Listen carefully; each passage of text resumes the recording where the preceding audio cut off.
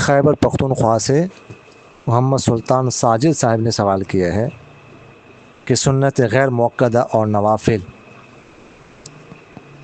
اور اس طرح صلاۃ تسبیح وغیرہ اگر 4 رکعتیں پڑھنی ہو تو اس کو پڑھنے کا طریقہ کیا ہوگا؟ 2 رکعتوں کے بعد تشہد کے بعد درود وغیرہ دعا پڑھیں گے کہ نہیں، اور 30 رکعت میں ثنا پڑھیں گے کہ نہیں، اس کا طریقہ بتا دیں۔ دیکھیے گا، سنت غیر موقدہ اور نوافل اور اس طرح صلاۃ تسبیح بھی ان کا پڑھنے کا طریقہ ایک ہی ہے۔ اگر کوئی 4 رکعت پڑھ رہا ہو تو دوسری رکعت میں تشہد پڑھنے کے بعد وہ درود بھی پڑھ لے، دعائیں بھی پڑھ لے، اور اس کے بعد تیسری رکعت کے لیے جب کھڑا ہو جائے تو ثنا پڑھے، سبحانک اللہم وبحمدک وتبارک اسمک وتعالی جدک ولا الہ غیرک، پھر اعوذ باللہ بسم اللہ پڑھ کے سورہ فاتحہ شروع کر دیں۔ تو اس طرح پڑھنا یہ بہتر طریقہ ہے۔